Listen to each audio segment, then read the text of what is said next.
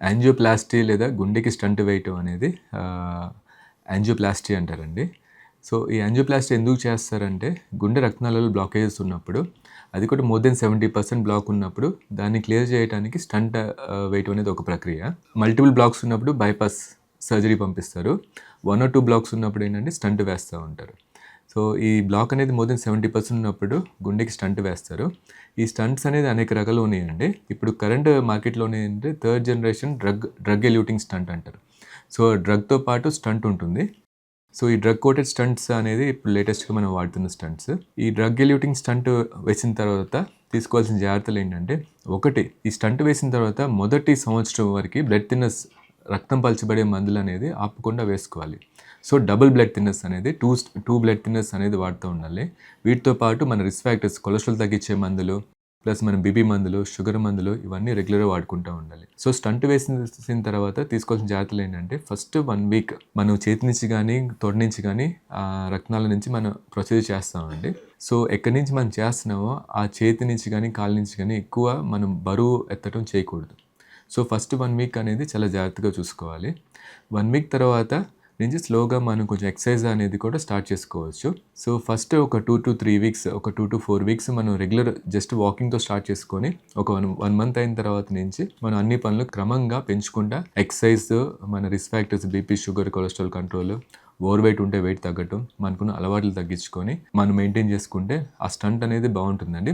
So, చాలామందికి ఉన్న question ఏంటంటే, స్టంట్ పెట్టిన తర్వాత ఎన్నాళ్ళు పనిచేస్తుంది అనేది. సో, యూజువల్ అండి మనకున్న రిస్క్ ఫ్యాక్టర్స్ అన్ని కంట్రోల్ చేసుకుంటే లైఫ్ లాంగ్ స్టంట్ బాగానే ఉంటుంది.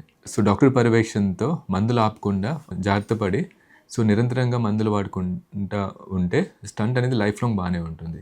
ఈ డోసులు అనేది ఫస్ట్ 1 ఇయర్ కొంచెం ఎక్కువ మోతాదులో ఉంటుందండి. 1 ఇయర్ దాటిన తర్వాత ఈ డోసులన్నీ బాగా తగ్గించుకుంటారు.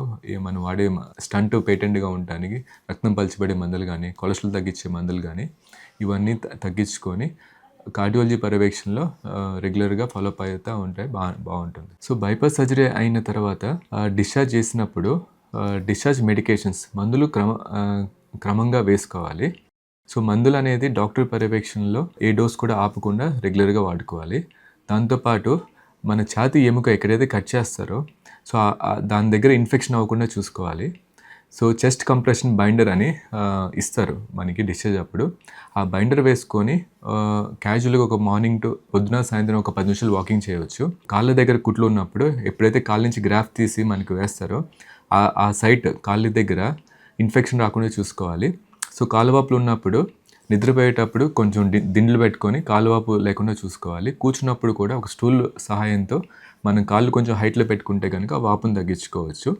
సో, దీంతో పాటు మనం తినే ఆహారంలో ఎక్కువ ఆయిల్స్ లేకుండా, సో, ఈజీగా అరిగే ఫుడ్స్, సో, ఇంట్లో హోమ్ కుక్డ్ ఫుడ్స్ చేసుకొని సాల్ట్ తక్కువ ఫుడ్‌ని, ఆయిల్ తక్కువ ఉన్న ఫుడ్‌ని తీసుకోవచ్చు.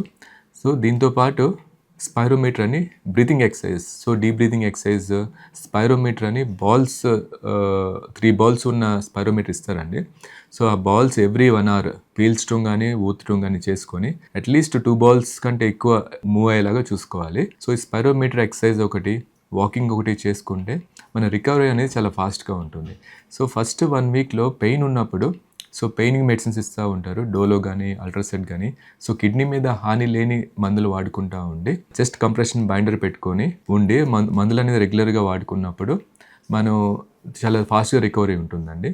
ఎస్పెషల్లీ అంటే పెరిఫరీ లెవెల్‌లో ఉన్నవాళ్ళు, అంటే సిటీలో బైపాస్ చేయించుకున్న వాళ్ళు, సో, డిశ్చార్జ్ అయిన తర్వాత ఇమీడియట్‌గా వాళ్ళ ఊరికి వెళ్ళిపోకుండా ఒక 1 వీక్ హాస్పిటల్ దగ్గరలో ఉండి ఫాలోఅప్ కూడా చూసుకొని, సో, కుట్లు ఎప్పుడైతే తీస్తారో అవన్నీ డీటెయిల్స్ కనుక్కొని తర్వాత ఊరెళ్ళిపోతే చాలా సేఫ్‌గా ఉంటారు. ఎందుకంటే ఫస్ట్ 1 వీక్‌లో కొంచెం లంగ్‌లో ఫ్లూయిడ్ ఏర్పడటం కానీ, లంగ్‌లో నీరు చేరటం కానీ ఇవన్నీ కాంప్లికేషన్ అయ్యే రిస్క్ ఎక్కువ ఉంటుంది. సో, ఇవన్నీ చూసుకొని డిశ్చార్జ్ అయినప్పుడు ఇమీడియట్‌గా ఊరికి వెళ్ళిపోకుండా అక్కడ మళ్ళీ ఫాలోఅప్ ఇబ్బంది అయ్యిద్ది కాబట్టి ఒక 1 వీక్ హాస్పిటల్ దగ్గరలో ఉండి అంతా బాగున్నప్పుడు మళ్ళీ ఇంటికి వెళ్ళిపోతే బాగుంటుంది. ఫస్ట్ 1 వీక్ తర్వాత 1 మంత్ ఫాలోఅప్ ఉంటుంది. ఆ ఫాలోఅప్ అంతా కార్డియాలజిస్ట్ కానీ సర్జన్ సహాయంతో ఫాలోఅప్‌లో ఉంటే ఫాస్ట్‌గా రికవర్ అయ్యే ఛాన్స్ ఎక్కువ ఉంటుంది.